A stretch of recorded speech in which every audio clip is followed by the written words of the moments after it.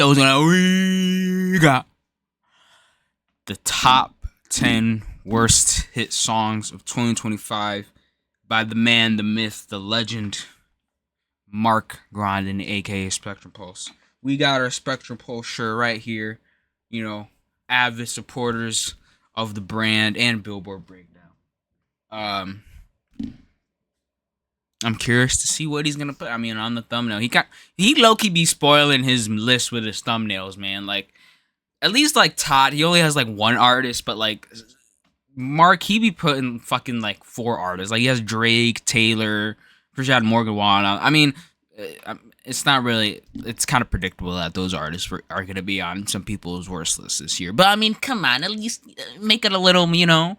Like, now I know all those artists are gonna be here, you know. But okay, whatever. It's fine. Let's go. Hey there. Welcome to Spectrum Pulse, where we talk about music, movies, art, and culture. And now it's time for year-end list. Let's start with what will inevitably be the biggest, the top 10 worst hit songs of 2025.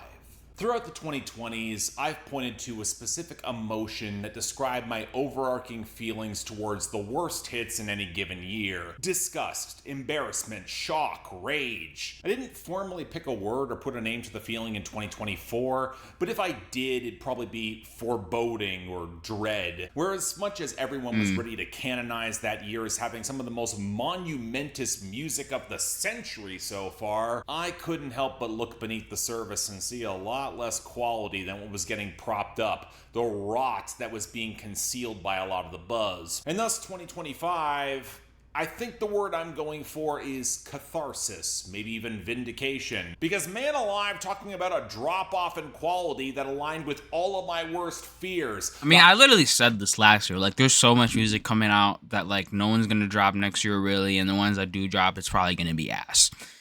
Look what happened.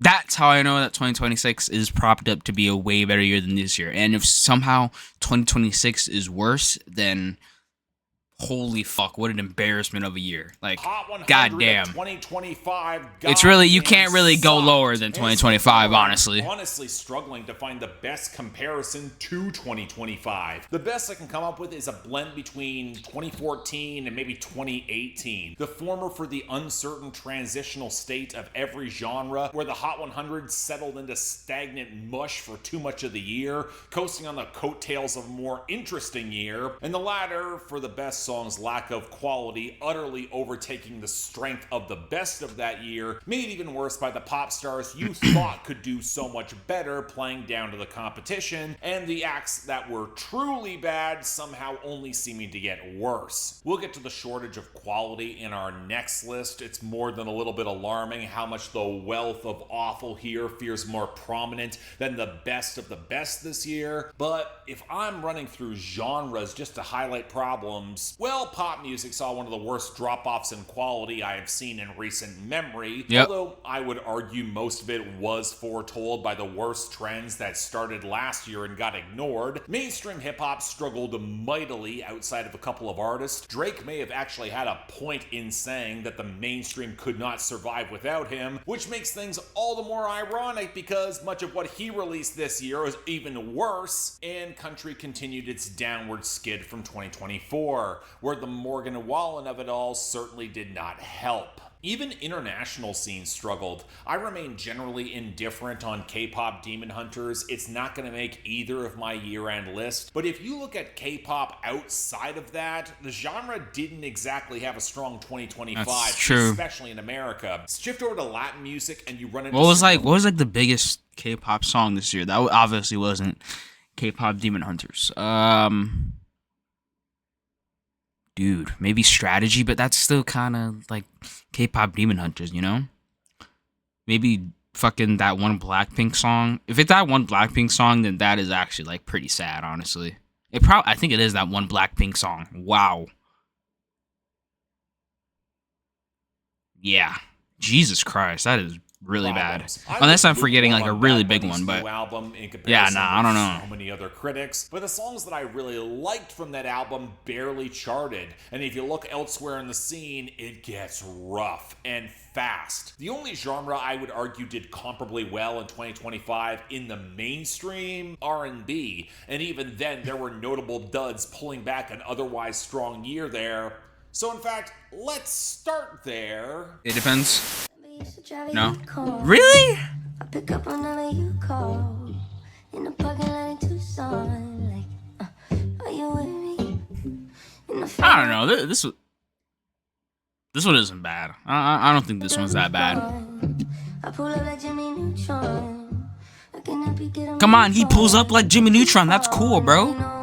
I watched so many R&B fans fall over themselves praising this, and the more disbelieving listens I gave it, the more depressed I got. I see what you're doing here, Dijon. That's the way to hide Justin Bieber's utter lack of a personality, is smother him behind a pitch-shifted filter and instrumental pickups that sound like they're dipped in butter. The fundamental issue of this song is that it's trying really hard to present Bieber as the coolest, flyest dude in the room. So naturally, the first verse you get lines like, I pull up like Jimmy Neutron, and I get a move. He pulls up like Jimmy Neutron, where he's asking for the password to approach more, but is trying to play more laid back because he knows he's going to make her beg for it. Alongside the most disinterested 2 Chainz ad-libs I have heard in years. Yeah, that's what the ladies want. An underpowered Justin Timberlake impression in 2025, where the nice things you bring are references to cartoons from 20 years ago and an excess of cardboard for all of your shipping needs. This is a song that desperately needs someone with a pulse and warmth and charisma who can deliver these bad lines with a small but winning smile. Not a member of Alvin and the Chipmunks who wanted to be the reincarnation of John Mayer. I know. Whoa.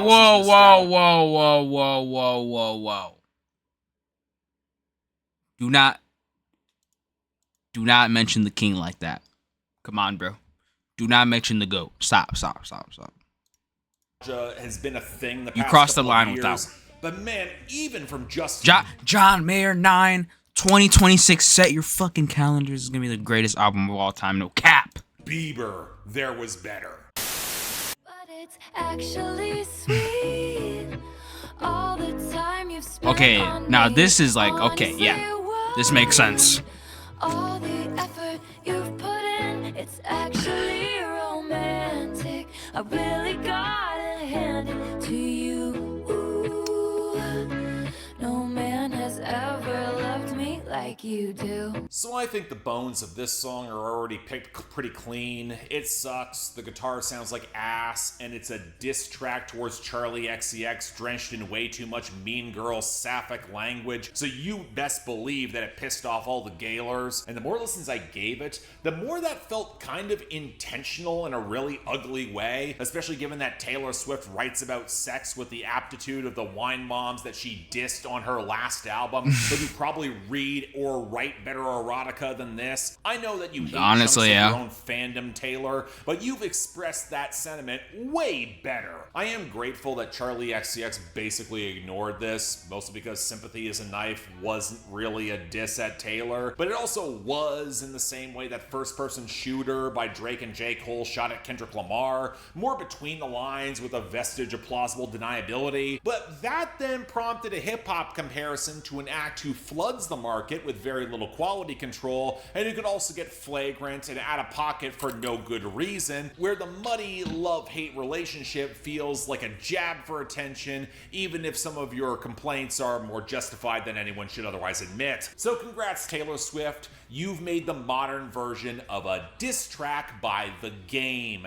If Kendrick is still answering the phone, call and ask him to explain it to you.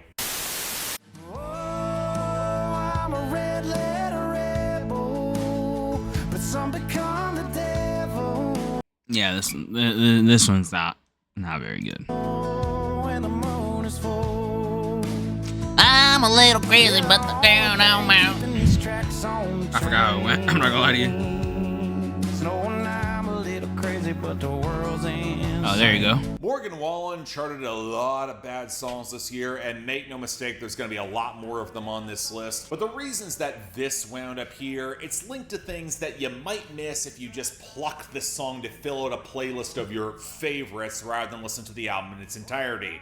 In other words, like 95% of Morgan Wallen's fan base. Because on the surface, it's a spare, largely major key, Aaron Lewin-esque bit of right-wing paranoia, where the guy in question is a red-letter rebel, meaning that he's a bad dude who nevertheless reads the Bible and goes to church regularly, but will transform into a devil at the full moon. That's called a werewolf, Morgan Wallen, you can say that. Where he keeps the gun by the bed and is hopped up on painkillers and booze as he shouts at his TV set, so much so that the kids are actually scared to approach his house on the hill. I mean, I barely even had to check that Hardy co-wrote this. It's full of the same Oh, of course he posture did. of being a dangerous dude on the edge who still runs illegal moonshine in 2025, you know, somewhere around when he ran out of SNL for that publicity stunt. But he has to be like this because the world's insane. And it's very telling he mentions child abduction in a verse, because this is the exact sort of person who buys every bit of conspiratorial, moral majority fear-mongering, but will never question when their guy is in power or plainly implicated, or do any sort of deeper self-reflection about how none of his shit is helping. And now I remind you that this is how Morgan Wallen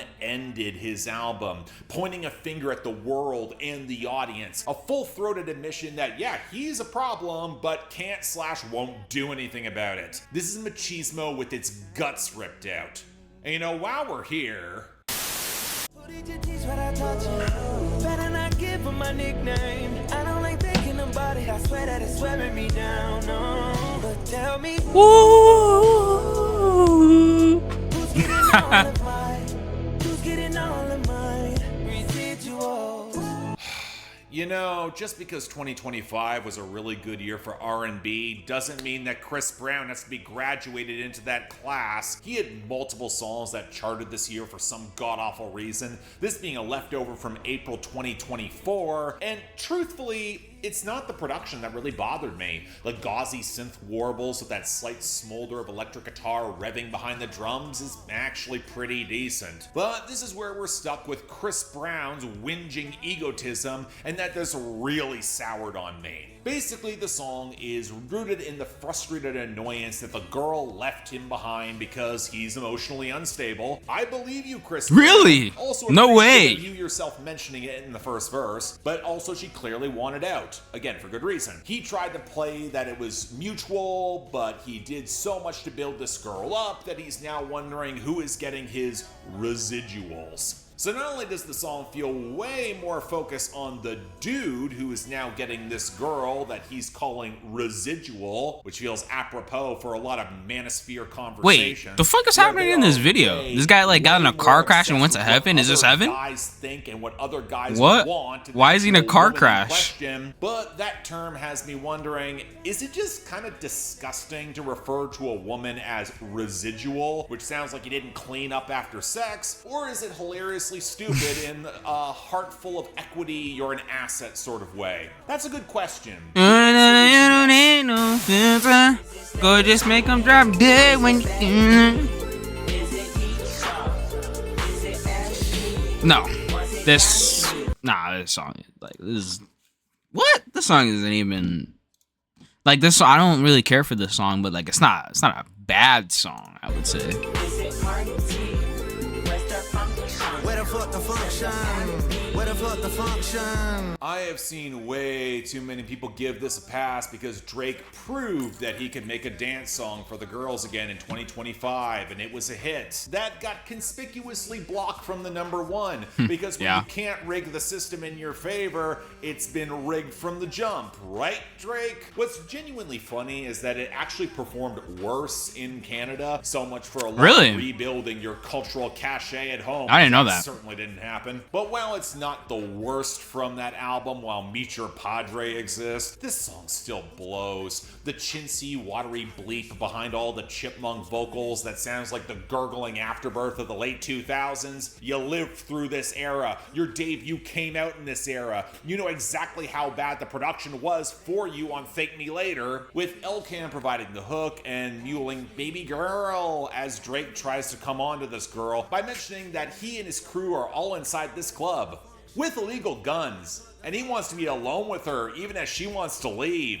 That's not scary. And even then, he runs through the list of girls that he could be calling on him anyway, which feels like a transparently desperate guilt trip, before the song just collapses into Memphis-inspired curdled goop, where Drake brags about the drinks, jokes, sex, and cash he can provide in the most goofy 80s rap throwback cadence imaginable. Might be why he thinks the corniness "I'ma at you like bless me" or the truly misplaced Gretzky reference That's a bar. Come on, bro. That's a bar. That's a bar. You can't even lie. That's a bar. Come on. I'ma at you like bless me.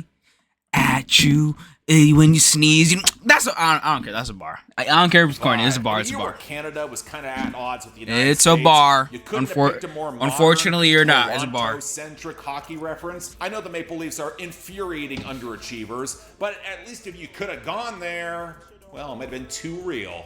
Never mind. You better tell, I treat you well, I will. It's good, I can tell. Come give me hell, come here.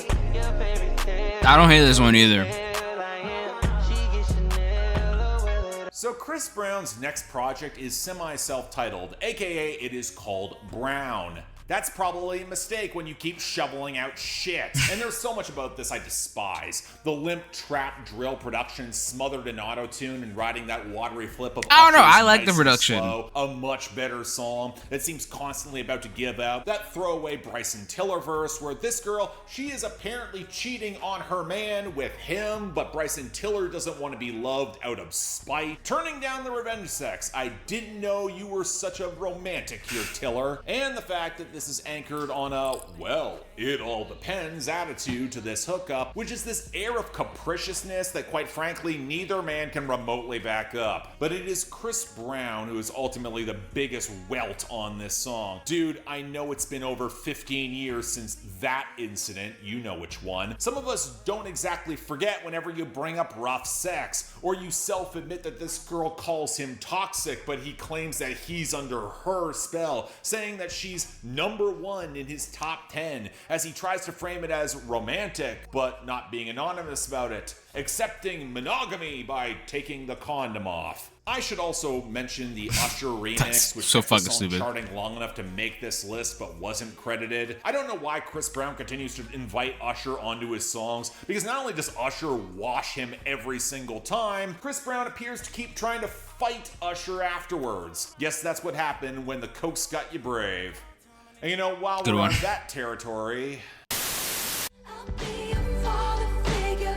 I drink that brown liquor. I can make deals with the devil because my dick's bigger. Stop. This love is pure profit. Just step into my office. I dry your tears with my sleeve. Leave it with me. you know, when I reviewed Midnight, We're good, we're good. Department, We're good and off Taylor that. Swift You kept can keep talking that. about in interviews how much she liked the TV show Succession. I had the hope that she seemed to grasp some of the more challenging, emotional, and thematic elements of that show, especially given how often she talked about certain characters. And thus, it really, really stings that when she finally made her Succession-inspired song, it's modeled after the corpulent, nakedly abusive, and lecherous Logan Roy, badly flipping the George Michael sample of this song into this creaky, sickly mess where Swift's breathy, cooing delivery doesn't remotely match, well, any of the big dick flexing that she's writing, with all the same awkward, overwritten preening as the man, but then embracing that power structure wholeheartedly this time around with even less subtext. And yeah, I know, I've seen the discourse that this song is actually an extended sub at Scott Borchetta, the Big Machine executive that brought her into country music at the very beginning and then sold her masters to Scooter Braun when he couldn't control her, that this song changes perspective from his to hers, where she brings in a bunch of mafioso imagery for the final hook. That interpretation doesn't piss me off as much, but not getting Succession might be more charitable to her if it's about more industry bullshit. She should have made a song about BoJack Horseman instead. You already Is there any songs inspired by BoJack Horseman? Probably not.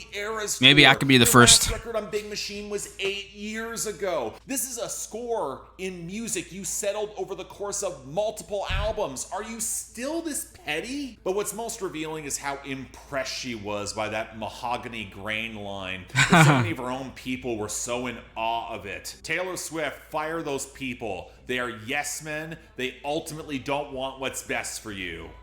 Otherwise... I am surrounded by snakes and fucking morons! You're a bunch of silk-stocking fucks! So yeah, that's our Why'd he say dishonorable fuck me mentions. for? I'm a little shocked how easy all of that was to write. Must be a sign that 2025's worst gave me way more material. Speaking of which, number What does he have on 10. his shelf? I know I'm not going to make any fans by including the song. I get why folks like it. I get why it's a fan favorite. I also get that it's operating on multiple levels of irony and self-awareness. I also know that at the end Sabrina? of the day, this was the song where any grace I had for The fuck is this Sabrina song? Carpenter ran out. Oh. I don't even remember this song, so hey, you're not making me mad.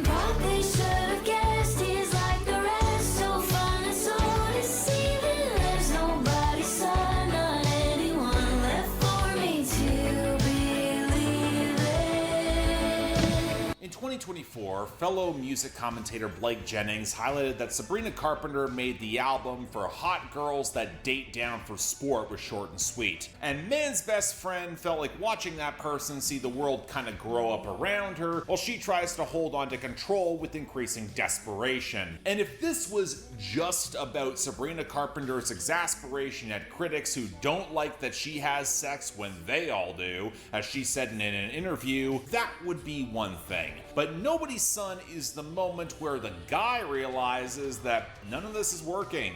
He's actually being actively mistreated in this relationship. He tries to go work on himself, leaving Sabrina Carpenter behind and not calling back, and this is her tantrum in response. Now note that this That's pretty shitty. doesn't have to be a bad thing in pop music. You can thrive in melodrama and immaturity. Songs like Pink's So What are good for you. Hey, by Sabrina, Olivia if you need another guy to do that absolutely too, I own mean... this. But not only does Jack Antonoff's just production saying. sound like the I'm goofy just runoff of saying. Please Please, with the cheap vocal master Alright, and my the bad. drippy synth and the drum stutter, Sabrina Carpenter's brand of it feels so insulated yet vindictive that I can't remotely sympathize. Oh no, you have to be the third wheel on a date for once, which scandalizes you to the point where you're dissing the guy's mom for not raising him right, for being corrupt. And She does that on, giving like, every song. PTSD, even as a whip crack sounds in the background. Where if you heard Man's Best Friend, you know exactly that Sabrina Carpenter is convinced that she should be the one cracking said whip. And it's in that larger context that I just find gross, because Carpenter is enough of a showgirl to coax all this through a lot of irony and self-awareness. She's and a showgirl. humor to cushion the blow. But she still believes what she's selling. It's the through line. It's the constant prim disavowal of how toxic it actually is, which neuters any actual power it could have for the shallow, Californicated glop. And the same territory as break up with your girlfriend, I'm bored. Break I up do think with that your a lot of the sex girlfriend. negative controversy that Yeah, Sabrina yeah, Carpenter 'cause I'm faced this year bored. was bullshit. The larger issue is that Man's Best Friend was mediocre at Yeah. best. Bro, This that is the whole worst. fucking album cover debate is just so useless, honestly. Like, notice how no one talks about it now because of how useless of a debate it was. Example as to why. Yes. Number 9. So while we're on the topic of folks for whom I ran out of patience with this year, Really? Nah, I like this song. confuse you, girl. Truth is we left them, they want us gone. Truth is they can't handle me at the top. I'd rather spare you the details, my love. Well, for as much patience as I had, there was a lot of hype for Playboy Carti's music this year. It wound up on a lot of year-end lists, especially for mainstream hip-hop, and it feels more driven off of not wanting to miss out on the hype than any sort of evidence of quality. But Carti's greatest strength has always been driving for that moment, making it feel bigger than it is. An inevitable magnetic spray of braying obnoxiousness running way more on energy than substance. That might actually work in a live setting, but for me it's always felt high risk. Even the fans were starting to lose patience with the delays and all the nonsense around this rollout. Bro, I remember, bro, if anyone, I actually kind of stayed up for it, but not really. So I was waiting. So first of all, it was going to come out, I don't remember the day, but like it was going to come out at midnight, right? Midnight came, nothing.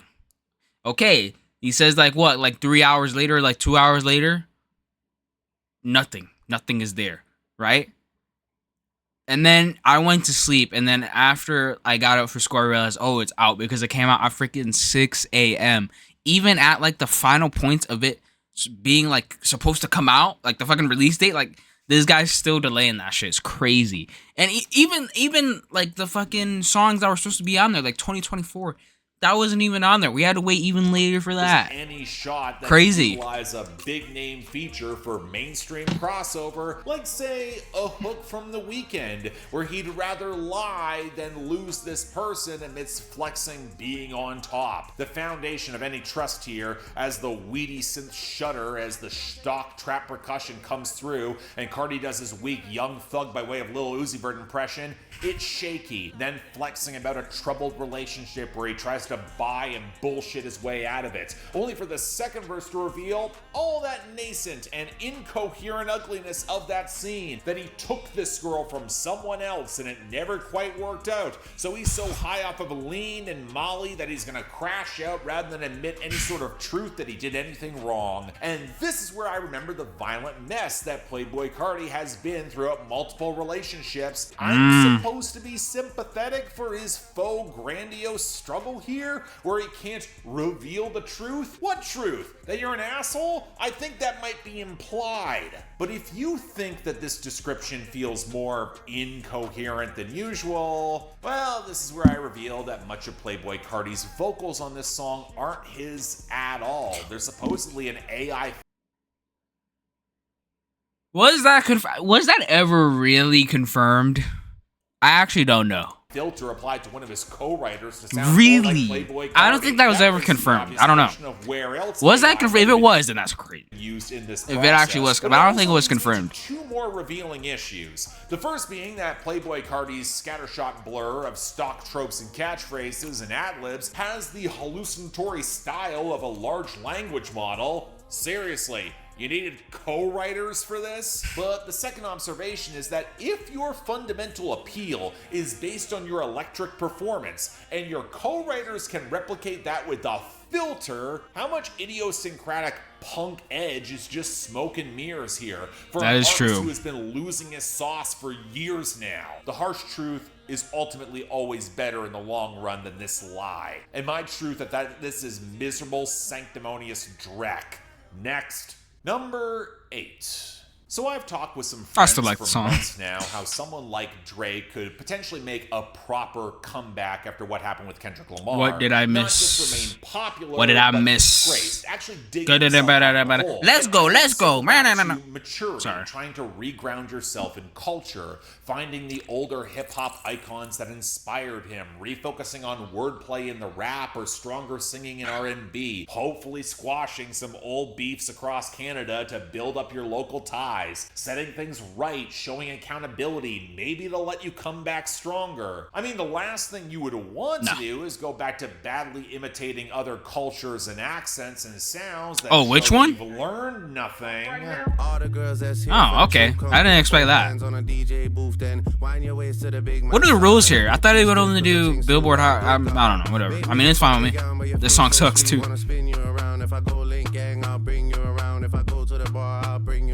This This was barely a hit. I know that even in my extended list, this was at the very bottom. I know that some will question why Okay, so he is using like bothering an extended punching down list. This. But Drake, you're 40 next year.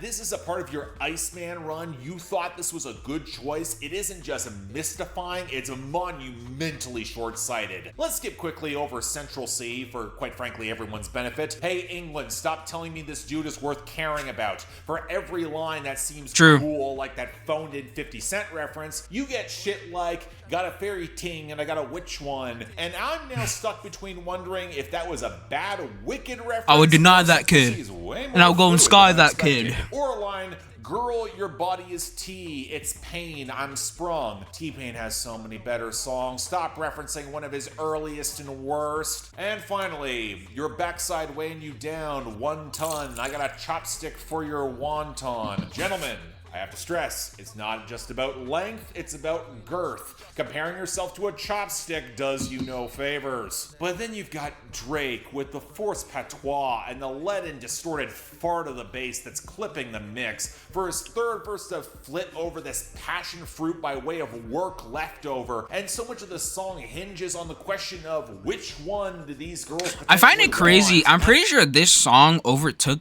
What Did I Miss in streams, which it's like you people are genuinely like going out of your way to listen to this. Like, What Did I Miss is just a way better song. I don't even like What Did I Miss that much. I don't care for that song. But this song is just exponentially worse. Like, are we like it? Are people streaming this one more because of Central C? I don't think so. I don't know, man. I think some of them might be looking for the exit. They might be saying none of the above. Like, no way Drake, people if actually you like this. think Like, this is how just the not good at single all. should sound, you have way more difficult choices to make if you want your career to last much longer. All I'm saying. Number 7. On the flip side of songs that feel like they barely qualify, I wish our next well, two I actually wish do, and we're well. effectively locked Ordinary? in this list as soon as the overplay kicked up in earnest. And here, I'm not gonna say last year I told you that this was gonna Ordinary, happen. you're always better. Boy, mad, Oh. boy, mad, boy, Okay. mad at you. I didn't back at you. I didn't back at you.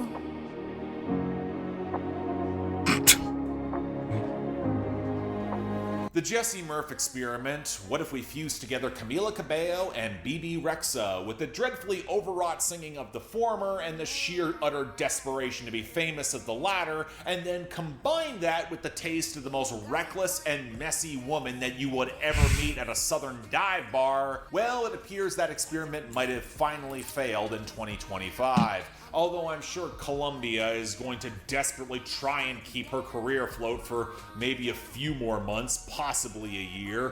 Probably through a few more collaborations that will make everyone look worse alongside her, by the way. And truthfully, I've got a lot more I could have actually said about her or that album's sexist area. I actually had half a video essay written around her misbegottenness of an album, and a lot of the cross-cultural, multi-car pile-up of influences that would have deserved more attention if it wasn't, well, you know, terrible. But also I was in the process of moving and I had my bachelor party, and by the time I would have gotten it out, everyone seemed to forget she existed. But nobody's favorite pop star. I actually forget she this still song managed to exists, make so Blue makes Strips sense. A truly obnoxious radio hit. A post-breakup bender where for every time that she brays that she's not mad, but is trying to get back at this guy by throwing money at a strip club with her tits out and fucking her new man while smoking cigarettes on a balcony looking somewhat dangerous and plotting her next move.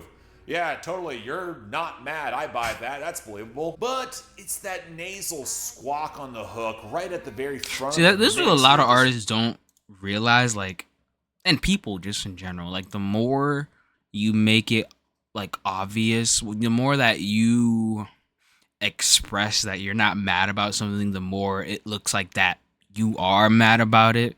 You get what I'm saying? Like, but that's just true for like everyone. Like, not even like for music. Like, the more you're like, oh yeah, I don't care about this, but I'm gonna tweet about this for 7,000 fucking tweets, but I don't care about it. It's obvious that you care about that certain thing that you're saying that you don't care about, and it goes the same with something that you're mad about. You know, even if you're fucking saying that you're not mad about it a bunch of times, people are still gonna it's gonna come off as you still being mad about it. Like, you know.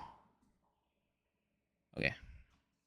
I didn't get back at you. Eerie piano and late 2010s pop trap percussion that utterly sinks this for me. Congrats! You're trying to evoke nostalgia for one of the worst eras in mainstream pop. Sorry, I in gotta fix recent this. memory. A tuneless slog where they have to put your vocal line at the very front because nobody would remember anything else about this song otherwise. So yeah, sort of really bad radio fodder that is destined to be forgotten in record time until it gets lodged in your head like a persistent hangover migraine. I said last year we didn't have to keep Jesse Murph around. I think in 2025, everyone learned that lesson. Number 6. Yep. One of the biggest pop stars of 2025 was Tate McRae. If that's not a scathing indictment Tit for this tat? year, I don't know what is. And it's Oh, not what even I like want. she's the worst act going around in It's what I pop want, so much as I it's get what I this want. deep-seated feeling of dread when I read between the lines in a lot of her music and see how she is being marketed and managed. The same feeling that a lot of critics in the 2000s had watching Britney Spears, especially in the first half of that decade, knowing that something could well break in a really bad way. I guess that makes Kid Laroi her Kevin Federline. I immediately apologized to Kid Laroi for that comparison. If you know, you know. Now, to Tate McRae's credit, So Close to What, it's by far her best album, and I like Sports Car more than most. I'm not falling for the revolving door propaganda. It has No, that song is fucking banger. never worked for me. But here's part of Way the better than comparison Sports to Car. Britney Spears that many of you would probably forget or not notice. Spears never went to the top of the Hot 100 that often. Not kidding. She had about a decade between You know who did? Maybe One More Time and Womanizer, going to number 1 where nothing really got that high. You Even know who more did? peaked at number 3, Toxic and Oops I Did It Again at number 9. Stronger, Lucky, Me Against the Music with Madonna, Break the Ice, even I'm a Slave for You never broke the top 10 despite her cultural dominance. That is- And wait, for that Tate actually is McRae, crazy. This was also kind of true, but this was the year she went to number 1. And it was with this. She said you don't want this heart, boy, it's already Predictable, broke. Told but me everything valid. she touched just goes up in smoke. Only stay a couple nights, then she gon' be gone. I said, baby, you should know that's what I want. That's what I want. That's what I want. My God, this That's is what he depressing. wants. The sort of crossover pop country ballad that seems built for mass radio success, stuffed full of the cheap melodic hooks off the assembly line, and ironically took way too long to properly get that radio success because both country and pop were already playing more from both artists in question. Why bother with this dreary hookup song that seems more like a business arrangement than a showcase of any actual chemistry or That's talent? true. And you know, I remember the run-up that was teasing this song in the first half of this year, that Morgan Wallen was actually collaborating with a woman on his album. The fact you need a press junket for that reminds me of when video games then push out an advertisement that there is a playable female character. That's a goddamn low bar to reach, but also a whole bunch of mainstream country fans started hoping against hope that Morgan Wallen would actually pick someone in the genre, use his vast fame to elevate someone with legit pipes that he might even been linked to in the past. But no, he picked the least threatening, most pliant pop act imaginable, who has no problem playing opposite Morgan Wallen for the most grim hookup outside of, well, anyone sleeping with Chris Brown or Drake are on this list. So naturally, the only person who got any real backlash from this song was Tate McRae herself, who, Yeah. okay, look, I knew she grew up in Calgary. She professed some fondness for country music. I actually kind of buy that. She probably thought that she could get away with this given changing cultural climate, which already feels like it's changed again in 2025. I've also long held the suspicion that she's not been well managed. The whole Kid Laroi fiasco speaks to that. And to me, this looked more like Really? a chance to cross. What's wrong with the whole? The thing is, what is wrong with the whole? Like, she literally got a top 3 hit from it. I feel like that's kind of like good. No, off of she literally got a top 3 hit from the fucking breakup. Like, I don't know. I say that's pretty successful. I mean, honestly, it's worse for Kid Laroi. Like none of his songs recently he's been putting out. I'm pretty sure he's put out like 2 songs. None of them have even hit the chart. So I don't really know if you guys know what he's talking about. I generally don't understand. Like, I'm seeing it from chart success. I don't really see anything else from it. Number one hit I don't know. off her list in terms of pop star ascendancy rather than aligning with his politics. Now that might actually be worse. Privilege has a funny way of ignoring controversy in favor of getting the bag. It is the freedom to not think until precisely the moment the privilege runs out. But again, we'll have to see where everything falls out in the end. She might have more longevity. Till then, I mean, it's a cute little guitar rollick, but this sure isn't hell what I want. Number 5. So that might have been the worst thing that Tate McRae did this year. Please don't. But it's not the worst thing that Morgan Wallen has done this year. The hole Yeah. only goes deeper. If only this is where I could No, said no, he no. hit rock bottom. Oh, okay. I thought it was gonna be I Got Better. Actually, I like that song. But yeah, I mean, this song is, nah, I don't even hate this song. This song is just like funny to me. I don't know. It's just a funny song. It's not good. It's funny. Okay, non-country fans, you're gonna have to follow me on this one because on the surface, the dislike seems obvious. Miami? The sample with a cheap, glossy trap percussion that does not fit in country. The voice sample is chopped to ribbons. Morgan Wallen's verses swapped out with those from Lil Wayne and Rick Ross because, well, Rick Ross is from Miami and he's probably affordable. And Lil Wayne probably shares enough of the same politics as Morgan Wallen, and nothing from the Carter 6 was going to be a hit this year. We were all for the better there. And okay, let's be real, Rick Ross probably shares a lot of similar politics too. I've heard multiple albums of him flexing and yelling way too much about cocaine for way too damn long. Always very interesting how they tend to skirt around any sort of cultural blowback for working with Wallen here. But Rick Ross is the best part of this song for not remotely caring. Whereas Lil Wayne is bragging about this girl in Miami with a slew of ham-fisted hip-hop references and bragging about throwing a yacht party despite not knowing how to swim and getting iodine poisoning from eating too much shrimp.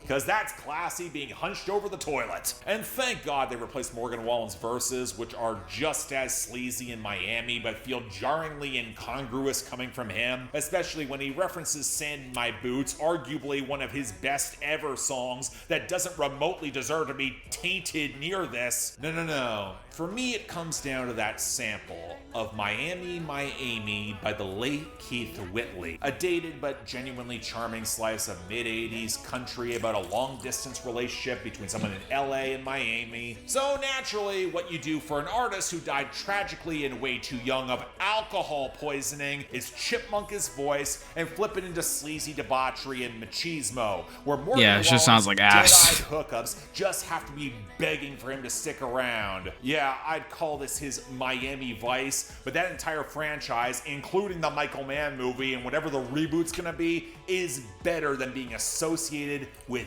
this. Number 4. Yeah. Okay, there's a larger conversation about machismo that is worth exploring, certainly about a number of songs on this list. But just as interesting to untangle are the songs that are really attempting to showcase a performance of masculinity. Oh, but Benson Boone. Fail disastrously. Wait, Sometimes they can lead to is it? interesting music. Pay attention to my favorite hits at 2025. Oh, yeah, Benson Boone. Coming out soon. Yeah, I was like, wait a minute, I don't know. He's going to show up multiple times, surprise, alongside a fair few other acts who also made this list. It was kind of a weird year. There's a lot of overlap. But sometimes, well, again, can't say I didn't call it.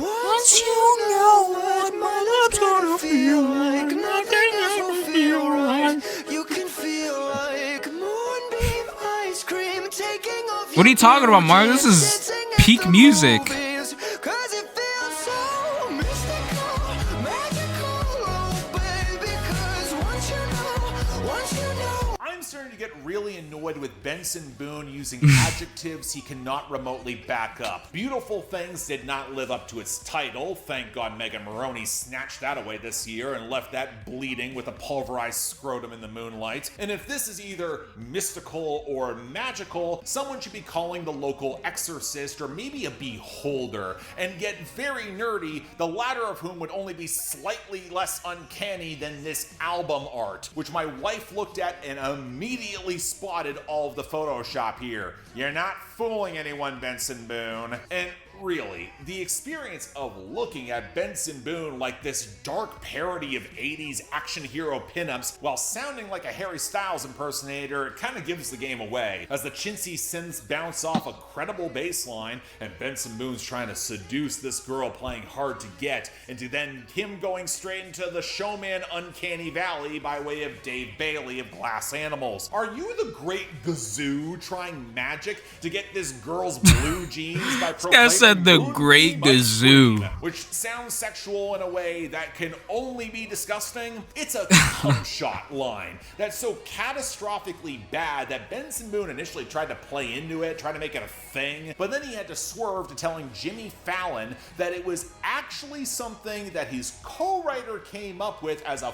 filler line because they couldn't think of anything else and they just went with it. This is what happens, kids, when a project is so obviously being rushed by your label that they didn't have time to think of something, anything that could have been better. Now, I could also highlight that trying to wear down this girl's defenses over a million days would have you both long dead over 2,700 years later, or that this girl is very plainly not into him, so even if played for exaggeration, Benson Boone should get the goddamn hint. But it's the preening smugness paired with one of the worst lyrics of this year that had me immediately consigning this to among the worst. And yet, Okay, my thing with Benson, I don't hate Benson Boone. I'm sorry, I don't think I can hate Benson Boone. I personally, honestly, I don't really hate his music. Like, I don't really like any of it, except I like Slow It Down. I think Slow It Down is a good song.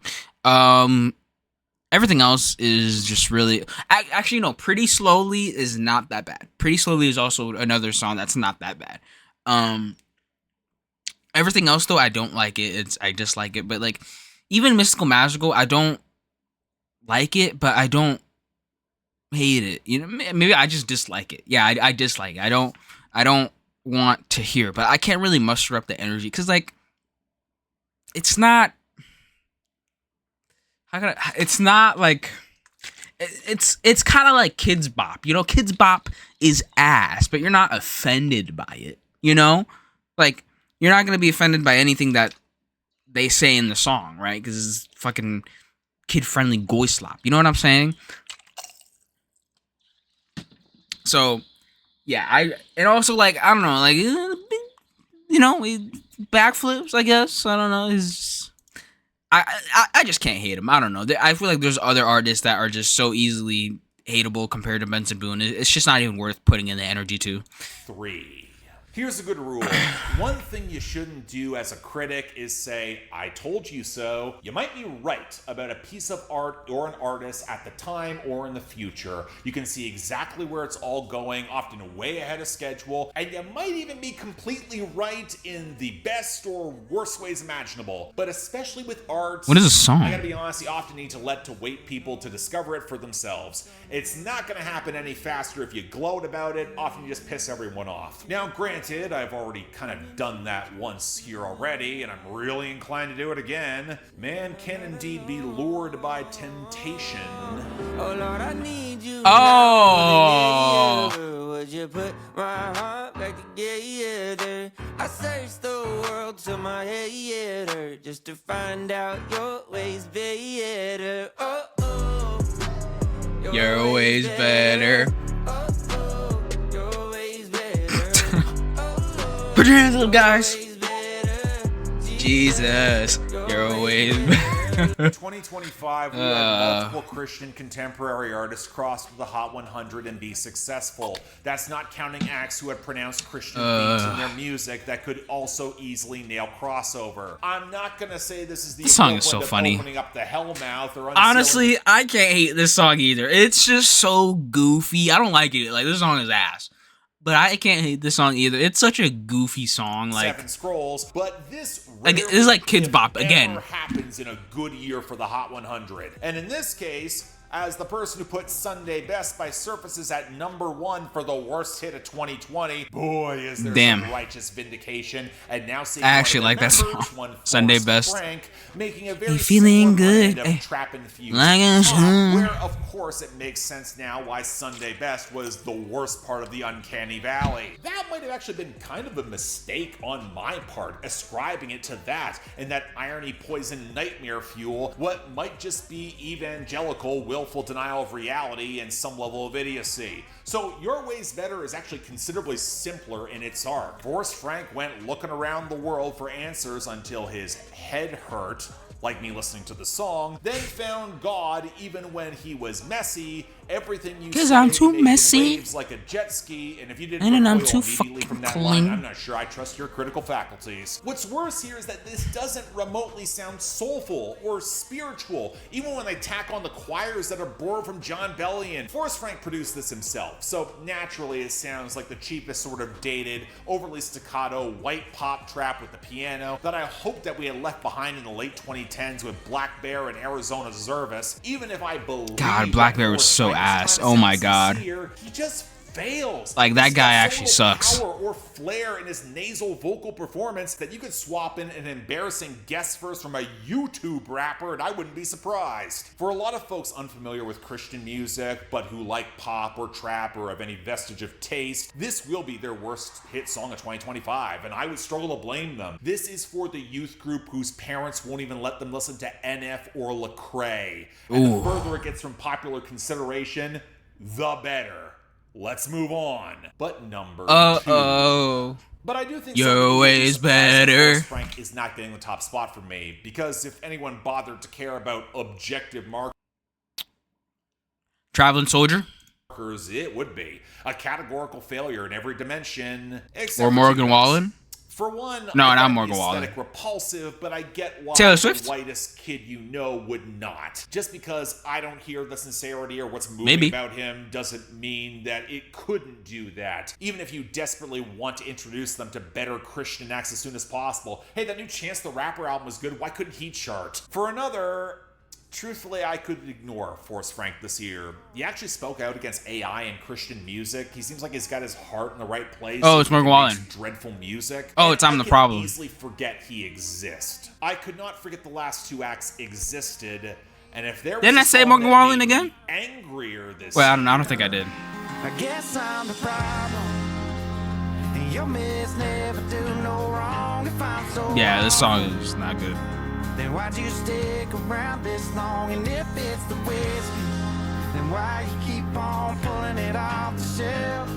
You hate that when you look at me, you halfway see yourself. And it got me thinking, if I'm the problem, but you might be the reason. I hate that Morgan Wallen called this song I'm the Problem, because it makes me sound like an obvious hack to say, well, he certainly lived up to his title. That the fake veneer of self-awareness was enough to excuse this sneering pissing match by critics who thought it made us slightly interesting because they don't actually have to put in the effort to go any deeper. I hate that Morgan called his stream trolling death march of an album I'm the Problem, named after this song, because he's also aware that ironic self-awareness, it's a convenient shield whenever he wants to count all the checks to replace Adam Levine, who sounds a little bit more real, because Maroon 5, be it please ironic or make not, good is enough music again to come back. consumption either way.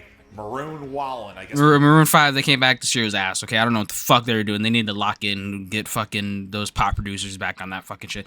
And if they did have those pop producers on that fucking new album, then Jesus Christ, they fucking suck because they can't make good music for shit, or at least catchy music. Call him that. Hell, just like last night, it's an alcohol-infused back and forth in a bad relationship that's exhausting to hear about and infuriating to experience at length, especially as Morgan Wallen has no real interest in any sort of self-reflection. He knows he's the self-destructive. Okay, my thing with Morgan Wallen, okay, yeah, I agree. This song is pretty bad. Like, a lot of the things that he says, right? And honestly, last year, I remember, or was it 2023? Was it 2023? No, no, it was 2020. It was 2023 or 2024. I don't remember. But I remember I was defending Thinking About Me because I still do like that song.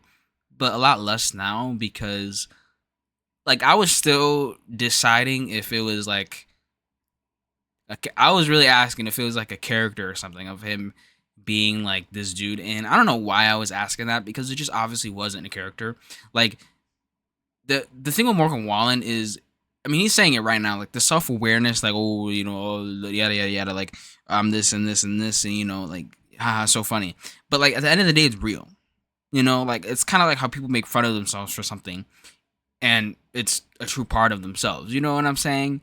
And it really makes you think, like, okay, how much irony are we gonna have? Like, what is like the limit of irony that we can have? Because a lot of the stuff that this guy can talk about can get extremely worrying. Like victim blaming, like the toxicity can get very, very like concerning, and it's to a point to where, okay, how much irony are we gonna have here until like it's actually like real and like we actually get put into a perspective to where like this is a fucking problem, which it is a problem.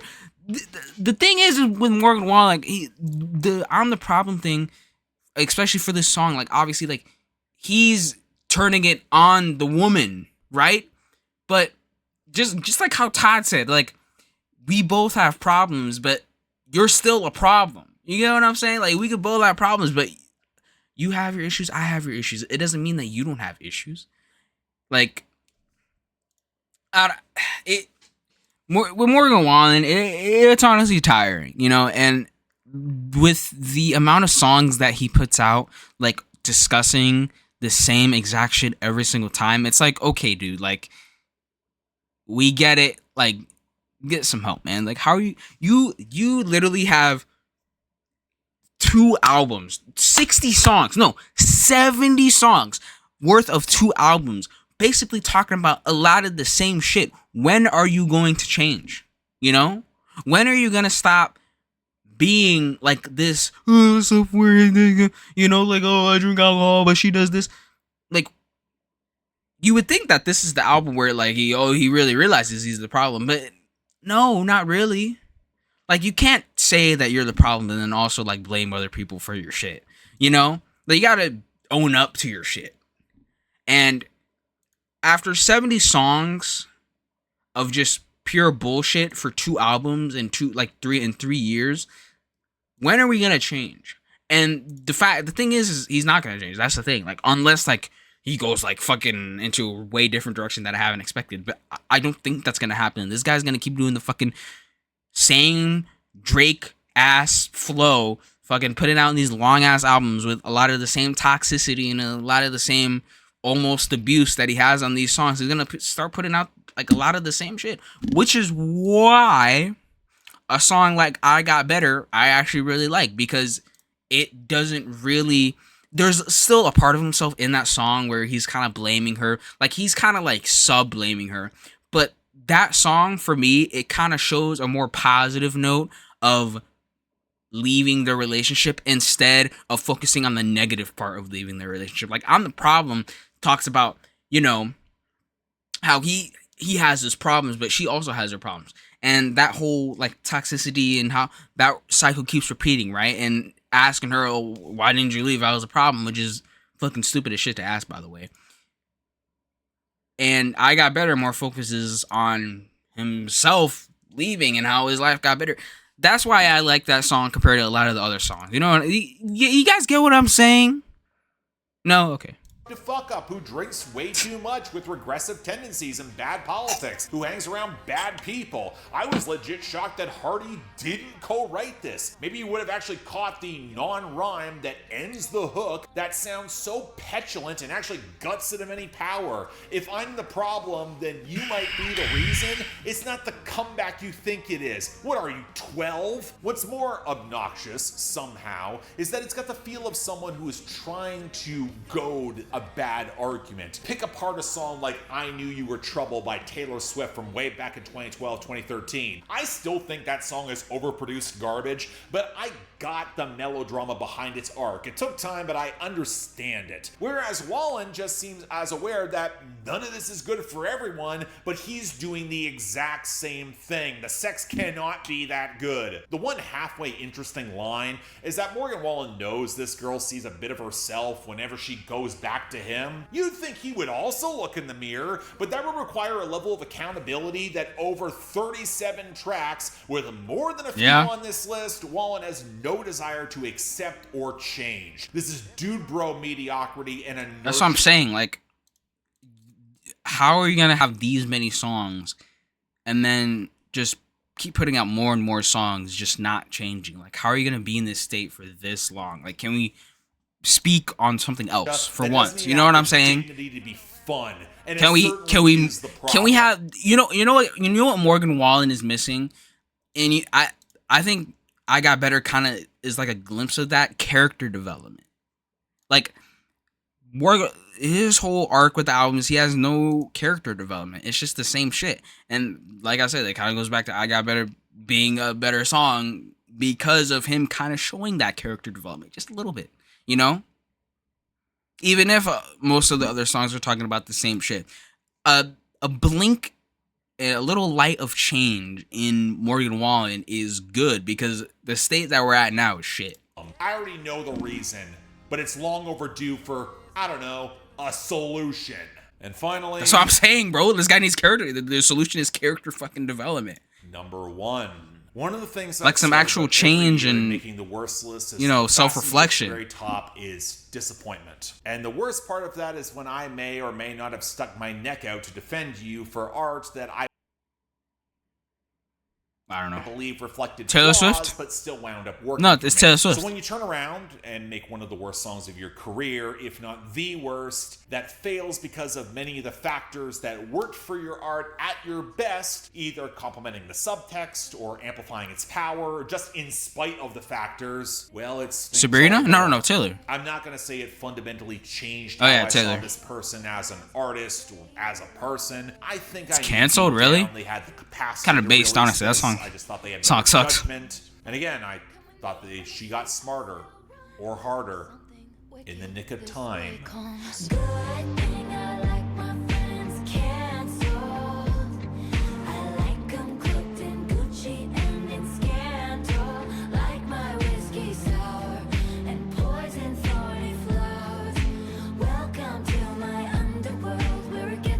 Wow, this visualizer is very interesting.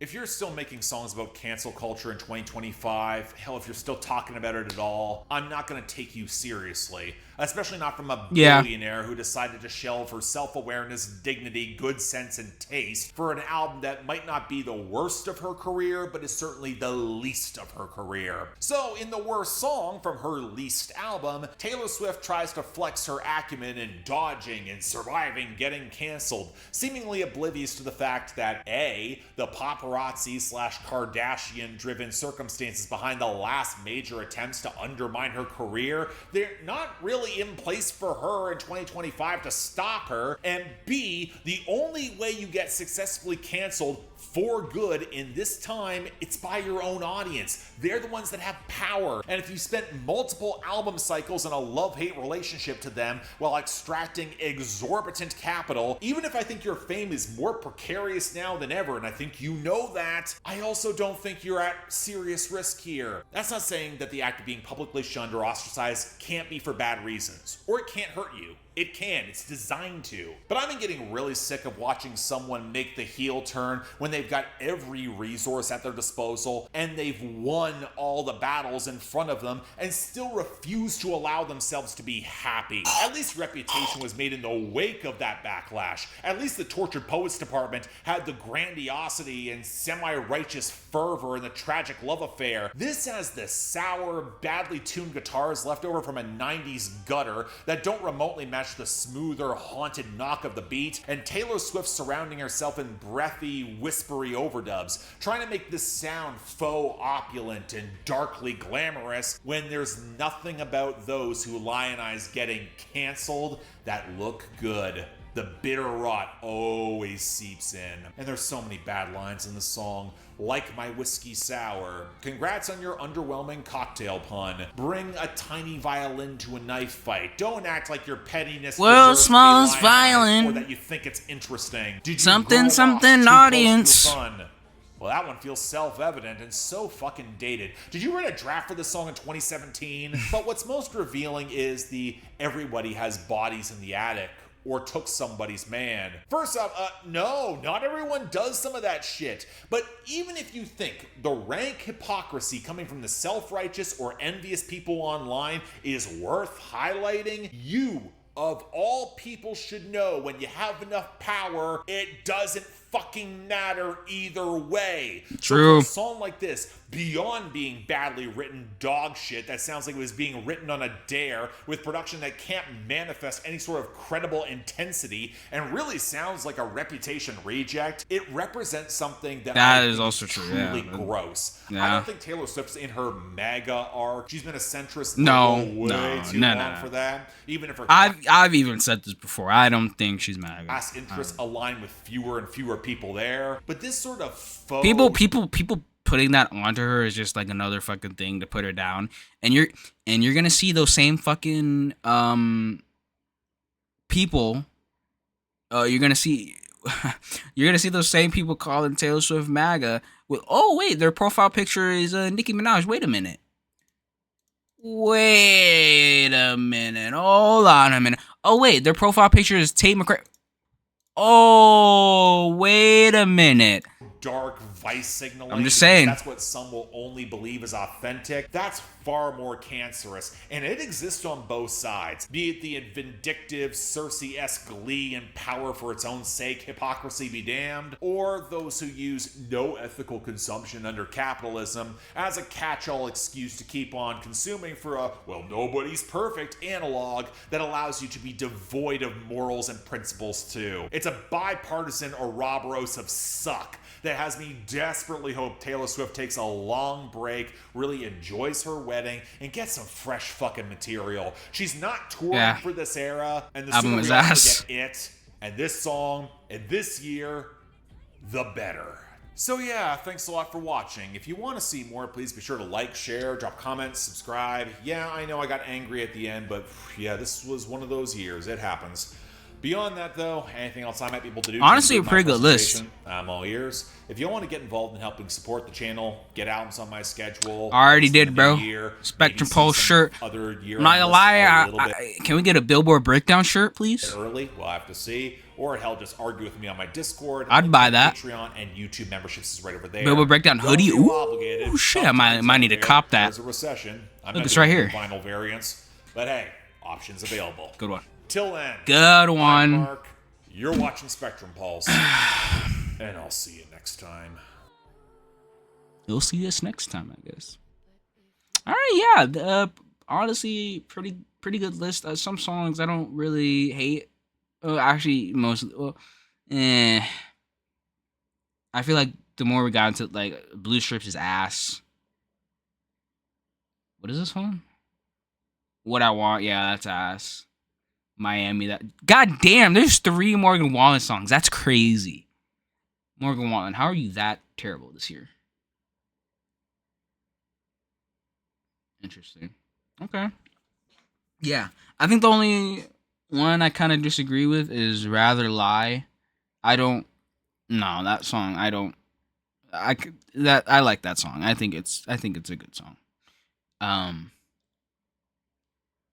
Yeah, but like the rest of these, yeah, you could throw them in the trash. That's just not that good.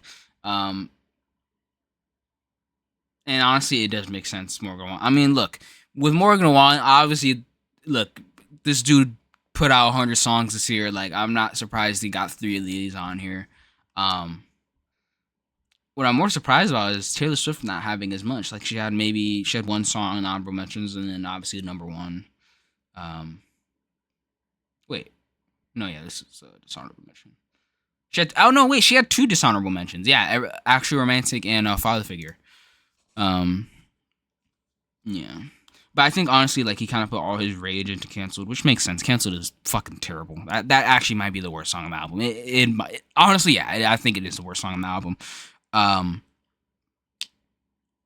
What else? Which one? Yeah, honestly, I was thinking he was gonna put what did I miss? But I guess which one counted? He's probably using the Talk of the Charts extended like 200 year-end list. I need to see that. Honestly, You're Always Better. That's funny. I'm honestly surprised. Why is Darlin not on any people's list? Did it not qualify? Because Darlin is really bad. Unless like maybe I'm just kind of like overblowing it. But Darlin is really. What was his name? Fucking Chase Matthews. That song is really bad. Yeah, I know. What do you guys think of this list? Do you agree? Do you disagree? Argue in the comments. Go subscribe to Spectrum Pulse. Subscribe to me. Thanks for watching. Happy Merry Christmas and Happy New Year if you're seeing this next year. Goodbye.